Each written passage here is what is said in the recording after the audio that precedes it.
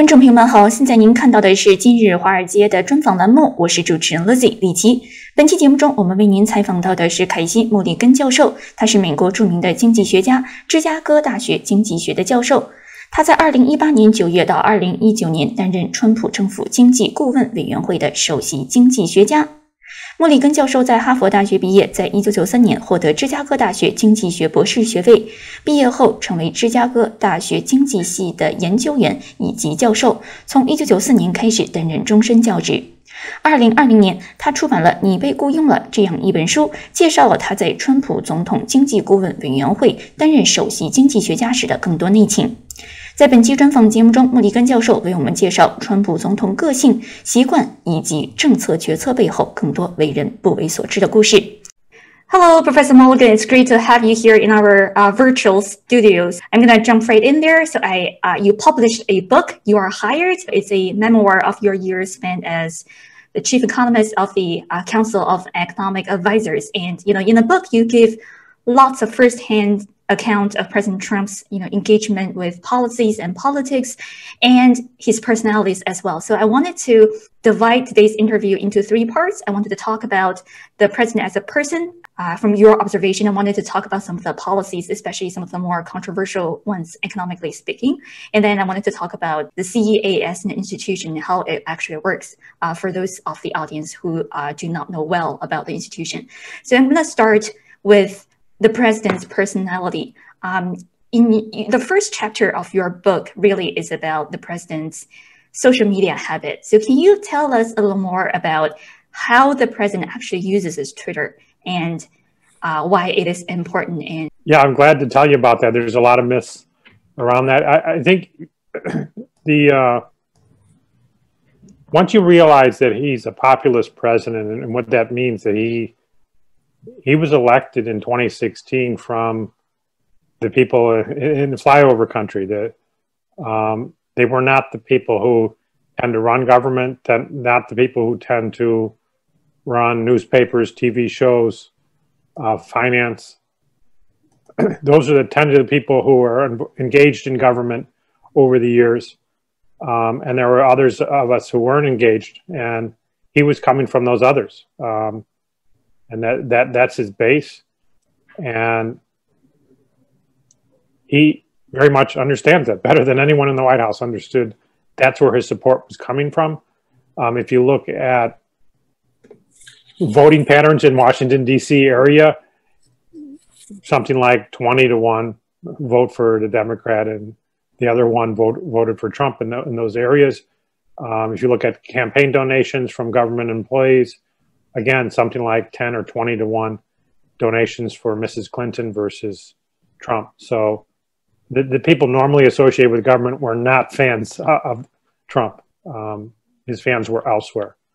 And so he needs a way to communicate with them, because the people in newspapers and television are going to filter what he has to say because he's not speaking to them.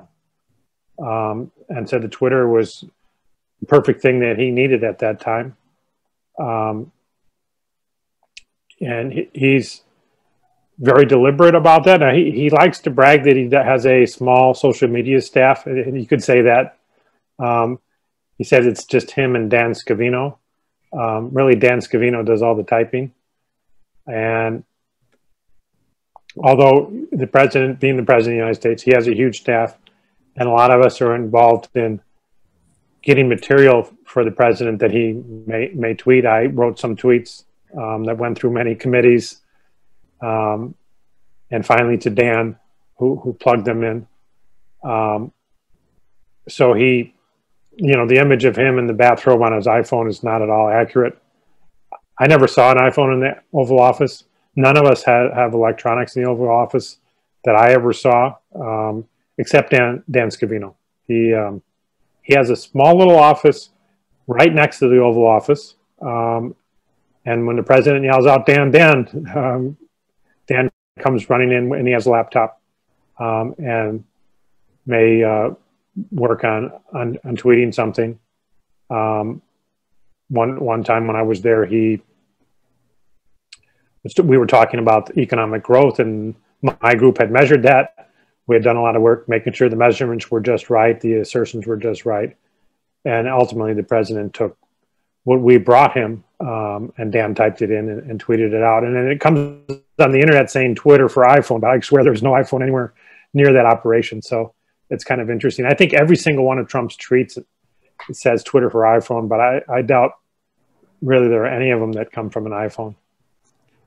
I see. So it's actually more, Dan sort of, with a laptop, going into the Oval Office and sort of, typing out whatever the president want him to communicate to the audience. Well, they're brainstorming, but a lot of it's coming from the staff, which there are, more than 1,000 people on the staff.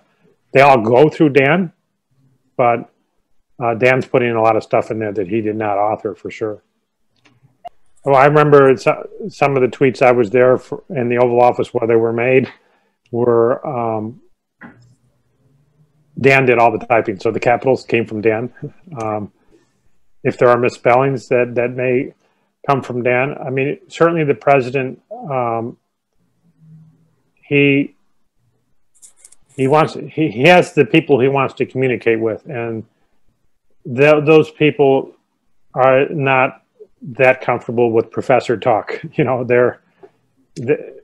He's more of a man of the people. So, and the president's capable of communicating to that group, and he does in, you might say, their language and their style, more their style. He could use big fancy words. He has some of the world's best speechwriters, but that's not the style that he needs in most situations. There are certainly, if you look at his UN speech or some of the other speeches, they would be more fancy language and analogies and metaphors, but that's not his brand, and it's not what he viewed as successful. Interesting. So I remember this detail in your book. So, you depict this strategy for President Trump to get the press to cover a fact, which is by exaggerating it so that the press would enjoy correcting him and unwittingly disseminate the intended finding or the intended message. So can you elaborate on that a little more? Can you give us an example of that sort of strategic exaggeration from the president's Twitter account? Yeah, I think you want to view it, and he views it as a trade. Right, he understands that people in newspapers and television don't like him, but then again, they have a role. He can put things on Twitter, and they can't really touch that. Although lately Twitter has been censoring him, but they can't really touch that. But they can rebroadcast what he does on Twitter, and I'm sure you've seen on a lot of television shows they will show president's tweets. So. He understands he needs to give them something if they're going to do something for him, like rebroadcast his message. So he knows that if he puts it in a way that they can criticize the way he said it, then they're getting something. But then they have to talk about what he said.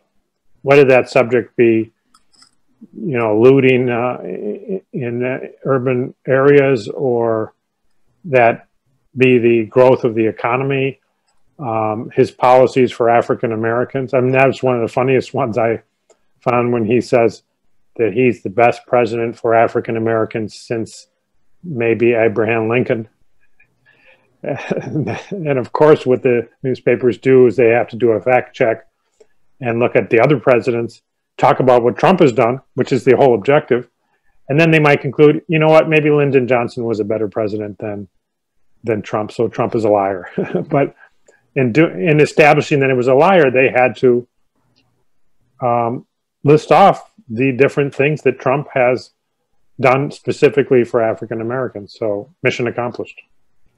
I see. So that's super interesting because I didn't imagine that sort of strategy, which I think is really smart. But I think, sometimes you might say that, the tweets are used to, combat fake news, etc. But I feel like at some point, some of the tweets are more controversial than others, and some of the tweets disseminate false information, like the more recent ones on peaceful transition, the ones that retweets conspiracy theories. So I just wanted to get your your standpoint on that? Like, I understand it's a powerful tool, but do you think it can also be misused if not handled properly by the president and his team? Well, he needs people to tune in. He has 80 million followers, I think, or more.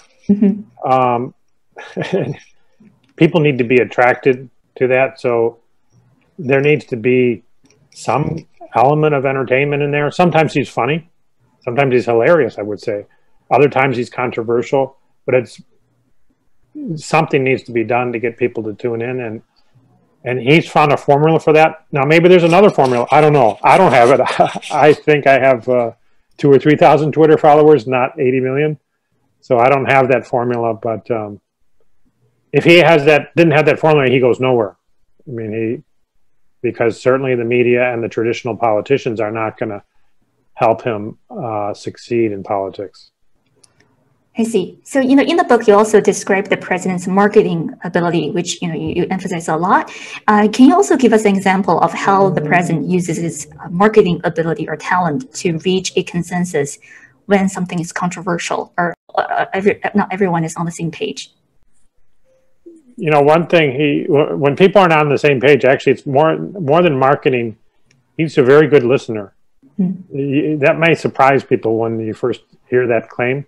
But if you watch him, you realize he is a very good listener. And one thing that a good listener does, and Trump does, is to hear the people, the group that has an opinion or a concern, and say it back to them. And he'll say it back to them better than they can say it in the capital letters on the tweet. And I explain in the book, when you see him tweeting your opinion, you need to get worried. Because he wants you to know that he's listening. Why does he want you to know that he's listening? Because he might decide against you. And he wants you to at least realize that it's not that he didn't hear you. I mean, a lot of us have felt when Obama was president, Obama did things we didn't like, you felt like Obama never even knew what we thought. That he had his own opinions and own perspective on life. It was different than ours and just too bad for us. He didn't understand us. Well, you can't say Trump didn't understand you when he said exactly what you're worried about. For example, he said a few times, the children must go back to school. And if you're a parent who wants the kids to go back to school, like there are tens of millions in America right now, you're like, yeah, the children must go back to school. Thank you for saying that. I appreciate you understand this. But what he's saying is, the kids won't be going back to school. There are obstacles there, different interest groups. Maybe the Democrats don't want that, but be sure President Trump, heard you and understands you. And he says that to he said very eloquently, we shouldn't bail out Democrat states with federal money. As soon as he says that, I say, he's about to bail out the Democrat states. That's something he's going to do in his legislation. And we'll probably see that here in the next couple of weeks. But those of us who don't want the Democrat states bailed out, well, at least we know that he understands where we're coming from because he said it better than we did. I see. Interesting. So I think that's a really, that's an interesting picture of President Trump's personality. I wanted to focus on the economic part of it.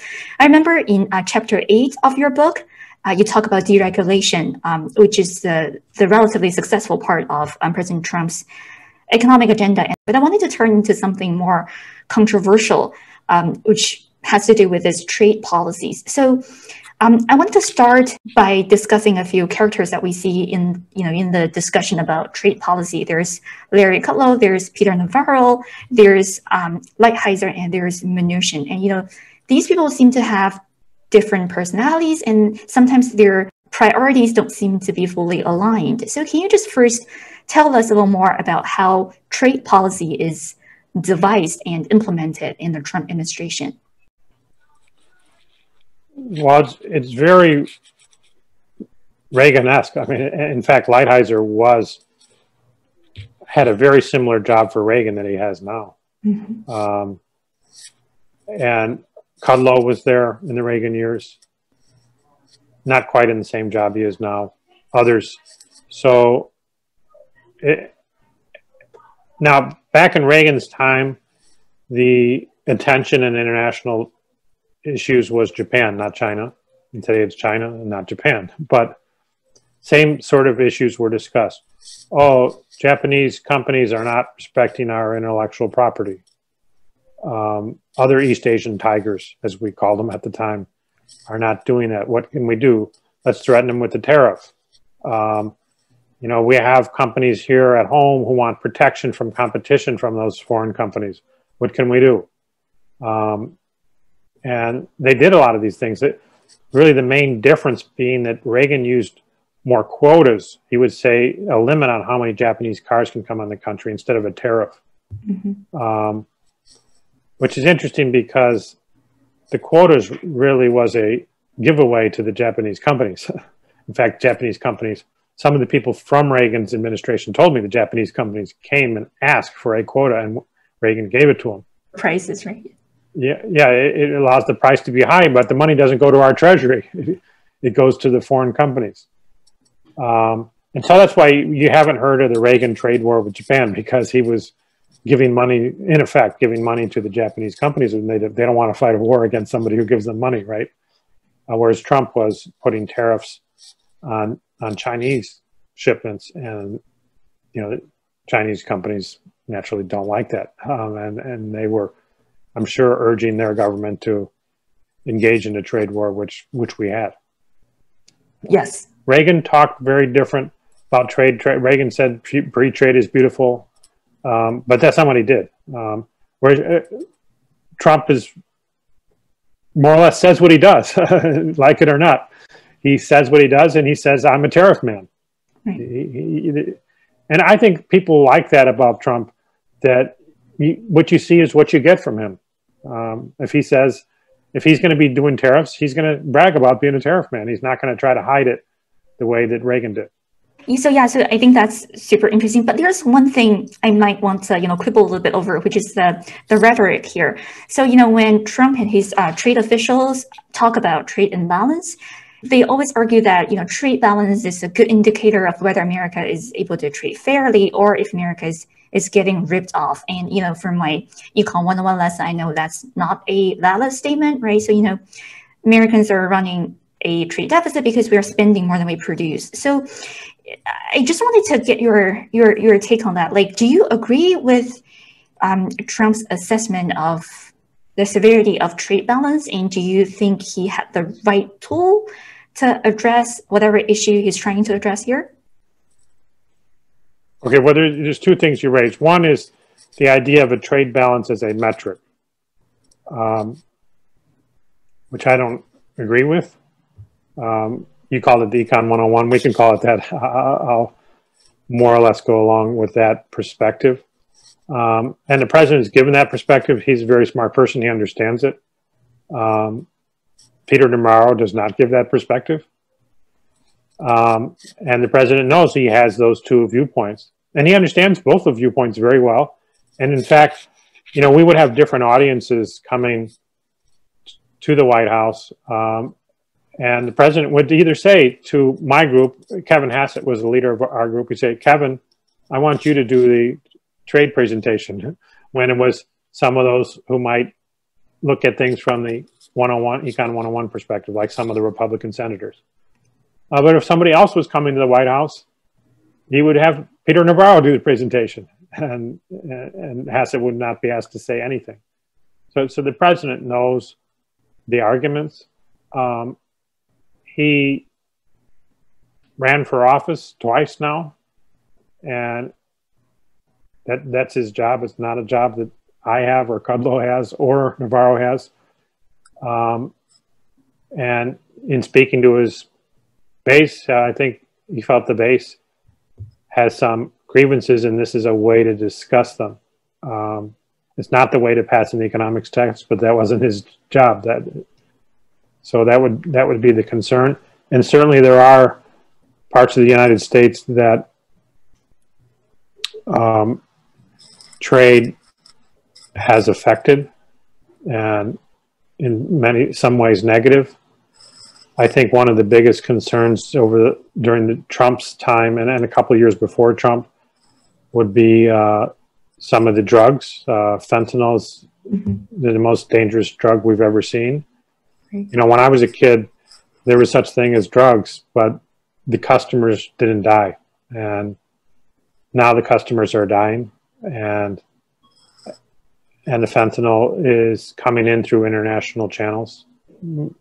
Mexico, China, I mean, and, you know, the people who go to those funerals, this is a concern of theirs, to put it lightly. And if the president wants to talk to them in terms of trade deficits, it's a conversation he's having with those people. I can't begin to know how to do that. Mm-hmm. I see. So yeah, so you know, there was this paper by David Otter et al., economist at MIT, the China Shock, which sort of studied this issue in details about how many American jobs are lost due to China's entering into WTO and etc. So I think trade imbalance is real, but sometimes I feel like, do you think tariff might be too blunt a tool? And I say this because there was this I think it was a 2019 paper by a Fed economist, which finds that tariffs reduce manufacturing employment overall due to, first, increase in cost of intermediate goods, and then there's also international retaliation. If I don't know how to run it, but like an increase in business uncertainty, that could also contribute to sort of overall net negative effect of those tariffs. So do you see those potential sort of harmful effects at work? How would you, if you are the person who can design the entire trade policy, how would you correct the imbalances with, say, China and other trade partners? Really, my unit was very much engaged in estimating and demonstrating and measuring the costs. The tariffs do have costs. I mean, they're taxes on our consumers. And, when those things went in, we would prepare, what happened to the price of washing machines? What happened to the price of steel? What's happening to production activity for the users of steel, the makers of steel?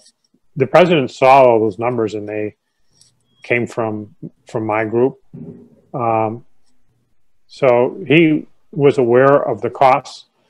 Now he's trying to achieve something. And again, it's similar to what Reagan tried to achieve, in a similar way that Reagan tried to achieve it, the intellectual property agreements.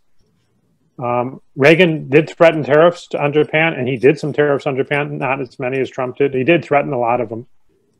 And he did that for a number of years. It wasn't until Reagan's second term that he actually got intellectual property agreements from the East Asian tigers. And Trump got something, as you know, about a year ago. And presumably when he has a second term, I bet he'll run again, that he'll try to get something more. Is there another way to reach those deals? I don't know. It's a tough question. I think both Democrats and Republicans acknowledge the problem now, largely thanks to Trump. And they would like a solution, but not many people have thought of much more than what really Reagan was doing. Right. Interesting. And, so when we talk about President Trump, I think, Trump supporters praise the fact that he has fulfilled many of the promises he had during the election cycle. But there seems to be one exception, which is his promise to fight the budget deficit of the federal government. So, Republicans commonly are concerned about budget deficits and entitlements and things like that. But this has not been a big part of, Trump's policy agenda. So I wanted to get your assessment of the importance of budget deficits. And do you consider that as part of his policy failure? How would you think about those issues? Yeah, I think part of the failures and the successes. The successes you don't hear about, but I'm not sure it's the deficit so much. It's the spending and it's the entitlement.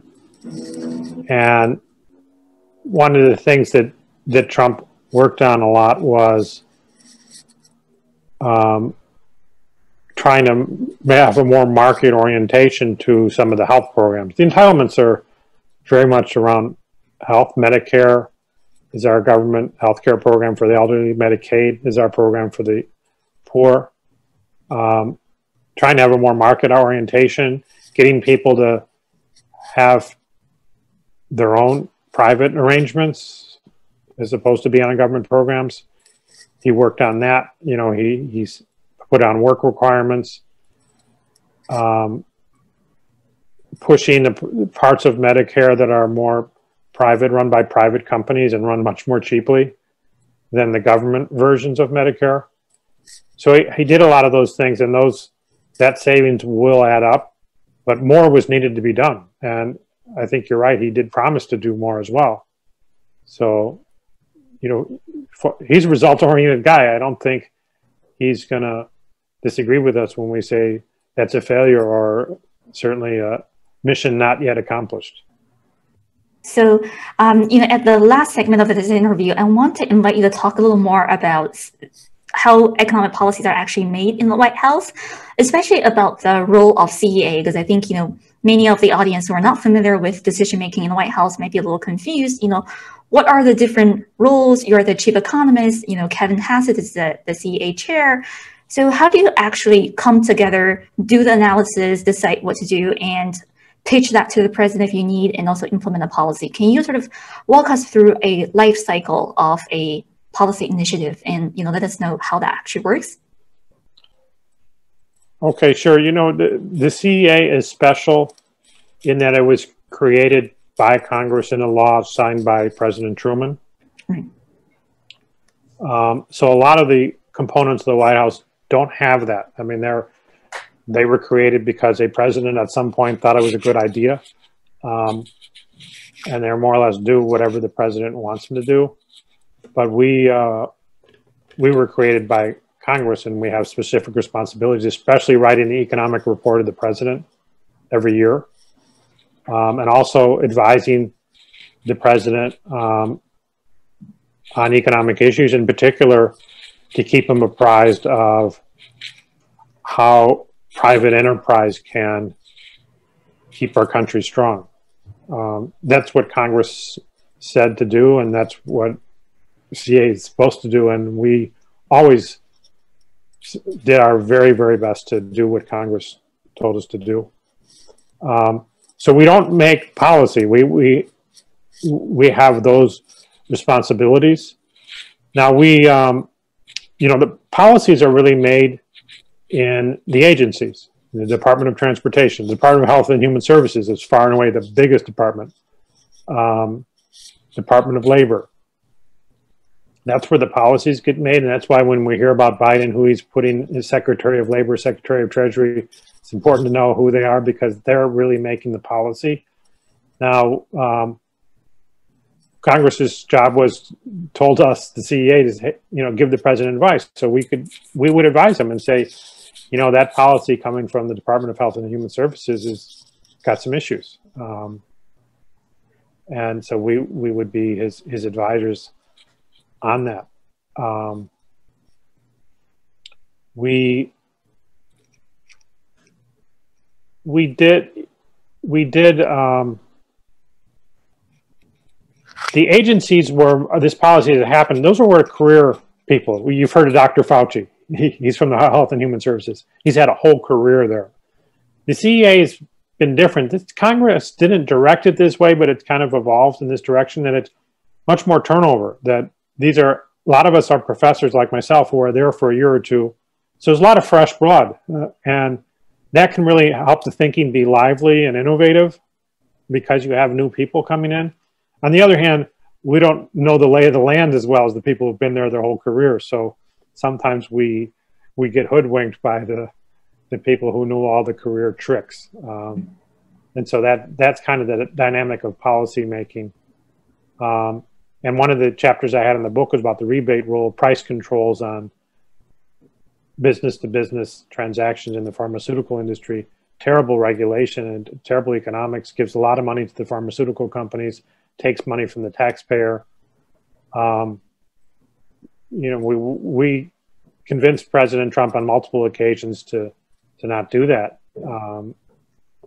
Then when we left, you know, the bureaucracy at the Health and Human Services was still there, and they brought the thing back after we left, and It actually just became official regulation just in the last month or so. I see. Interesting. So since you mentioned sort of the overhaul of health insurance or the ACA seems to be a pretty big issue here right now in the United States. And can you explain to us what has been done in terms of insuring Americans in the past 4 years? And can you just sort of lay out some of the main glitches in the system and how you plan to address them or how they should be addressed? ACA is interesting. It's politically a very big deal, discussed a lot, and which was frustrating for us who study the health economy, because there's only like 3% of America on the ACA. So all the talk is about stuff that's not all that relevant for 97% of us. Many more people would be on Medicare, for example. And even more people would be on private insurance. And so President Trump wanted to get rid of the ACA and start over. He got close, but not quite. He did get rid of the individual mandate, which was the worst part of the ACA economically and politically, which required people to buy health insurance that the government was paying for, which makes no sense. I mean, if somebody doesn't want the government handout, can't they say no? Why would we punish them for saying no thanks for your help? So the president got rid of that. He's very proud of having got rid of it, and it is something to be proud of. But the rest of the ACA is there and very actively discussed. What we try to do to get more insurance for people, booming economy is part of it. That never hurts. More private options. So people don't know this, but the ACA prohibited a lot of the private options. And these were options that were attractive to people who are younger on smaller budgets, that they might want a more bare bones insurance plan. Maybe they're past childbearing age and they don't want an insurance plan with pregnancy coverage. That's something that the Obamacare did not allow anyone to choose. Even in the 97% weren't allowed to choose that. And we brought some of those things back, tried to help small companies get regulations out of the way so small companies could offer health insurance, which they really like. So those are some of the things that we were trying to do around the ACA. I think the bigger issues were around Medicare and prescription drugs, which is a very, very big market, and lots of people who are not on the ACA buy prescription drugs for sure. Right. So that's sort of the picture you laid out for the health insurance part. So I also want to discuss a little with you about some of the Treasury picks, the CEA picks, and some of the potential picks for the Biden cabinet. I imagine, as a professional economist, you have interactions with them, more or less. How would you assess their professional ability and their suitability for the jobs that they are assigned to? I'm talking about people like Janet Yellen, people like Professor Rouse from Princeton. Well, I'm from the academic realm, so naturally the Princeton professor, Rouse, is somebody who I know. Certainly, I know her work more so than the Washington people. I've never lived in Washington except for that 1 year I was working for Trump. Janet Yellen came from academics. She was obviously she was Fed chair, but before that she was, I believe, a Harvard professor, but also a Berkeley professor. So I'm always happy to see people from my profession that I'm familiar with get those kind of positions. But ultimately, I watch what they do. And this was kind of part of President Trump's approach. I mean, you can have the qualifications in the resume, but what are your actions? And so I'll wait to see that first economic report of the president, and maybe it'll be really good, or maybe it won't be good. That I want to keep an eye on. I see. I see. So, speaking of people in your profession, I think it will not come as a surprise that your viewpoint, especially on President Trump, is very different from some of the other big names in your profession. And there are a few heavily indicted people in your book. I'm talking about people like Paul Krugman, people like Jason Furman. So let me just ask you, how many friends do you still have in your profession? Well, it's a little bit hard to say. We're in a pandemic, so I don't really see anybody. And I think the others don't really see anybody anymore. So that's a little bit hard to measure social engagement when this thing happened for everybody. There are a lot of the country's about half and half. Our profession is not half and half, but because there's half the country who really likes Trump, there are people in our profession who really like him. They don't speak out. They try to stay hidden. But, they'll pull me aside and whisper in my ear and say, I appreciate what you did, or things like that. And there are others, I don't know that Furman hates me or I hate him.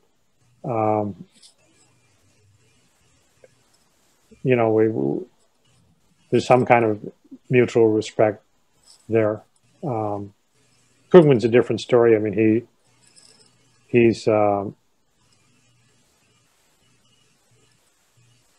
just has a lot of mean things and inaccurate things to say about all kinds of people on our profession.